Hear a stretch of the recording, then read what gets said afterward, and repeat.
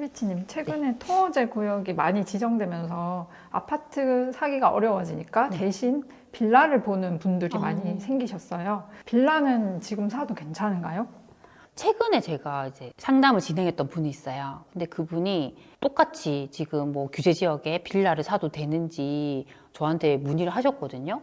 그래서 지금 같은 시기에 좀 빌라도 많이 보시는구나 그런 생각이 들었습니다. 그래서 오늘은 그럼 빌라를 살 때 우리가 조금 조심해야 되는 부분 그런 것들 좀 짚어드리도록 하겠습니다.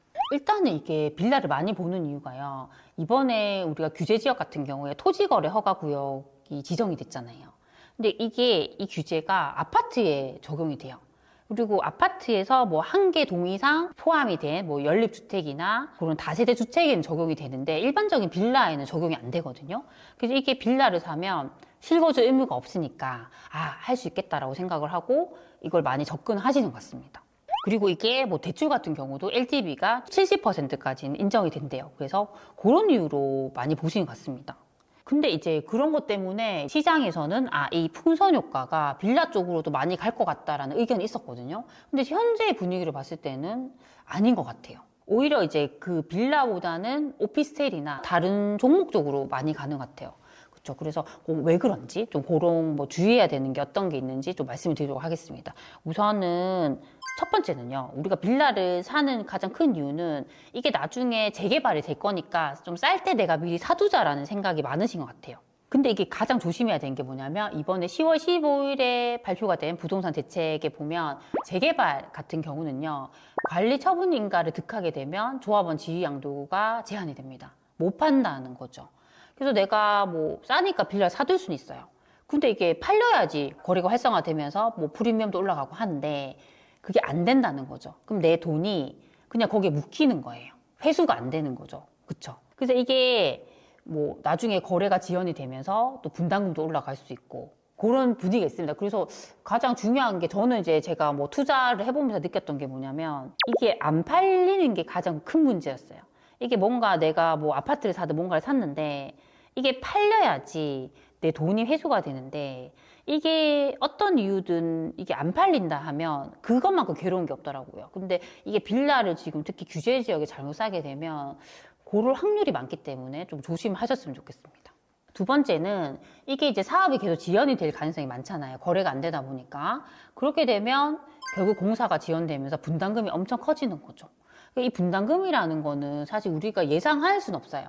근데 이게 이제 사업이 진행이 빨리빨리 되고 잘 되면 공사비가 뭐 크게 늘어날 리스크가 줄어드니까 분담금이 생각보다 많지 않을 수 있어요. 근데 지금은 이제 최근에 뭐 물가도 오르면서 공사비도 많이 올랐죠. 근데 여기에다가 사업이 계속 지연이 되면 분담금이 더 커질 수 있다는 거죠. 그러면 내가 이거 정말 오래된 빌라를 사서 이렇게 오랫동안 끌고 가는데 생각보다 나한테 남게 되는 수익이 크지 않을 수 있는 거죠. 그쵸? 그런 걸 좀 잘 생각하셨으면 좋겠어요. 그리고 세 번째는 우리가 보통은 그렇게 빌라를 산다 했을 때 실거주를 하시는 건 아니잖아요. 보통 전세나 임대를 주죠. 근데 그게 힘들 수 있다는 거죠. 왜냐하면 최근에 이제 빌라 전세 사기 같은 게 많았잖아요. 그렇다 보니까 사람들이 그런 곳에 전세를 잘 안 살려고 하죠. 웬만하면 아파트에 전세 살고 싶어 하죠. 그래서 아무래도 내 생각과는 다르게 전세를 맞추기 어려울 수 있다. 그런 부분도 있습니다.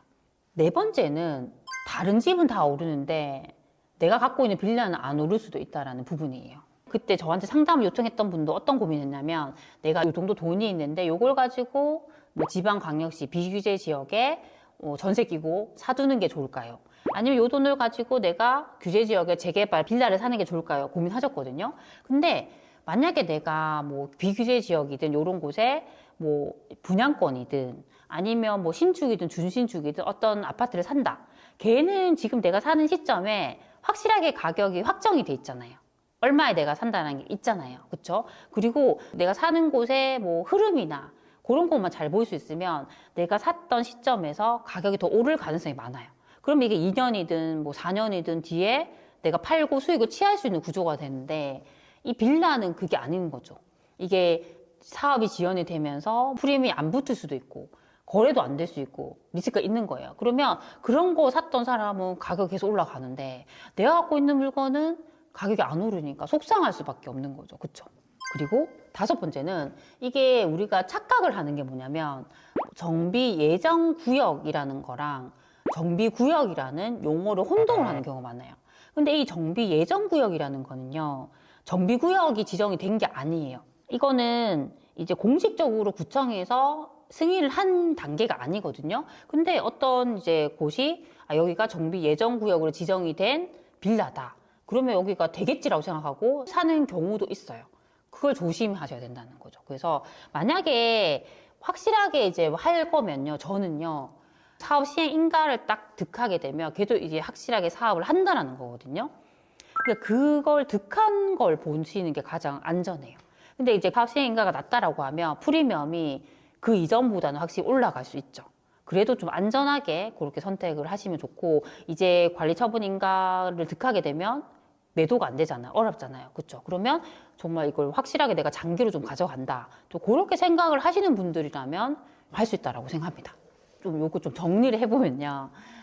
빌라를 사시려는 사람들의 마음을 들여다보면 뭔가 내가 작은 돈으로 나중에 이 수익을 극대화하고 싶다라는 생각을 많이 하는 것 같아요.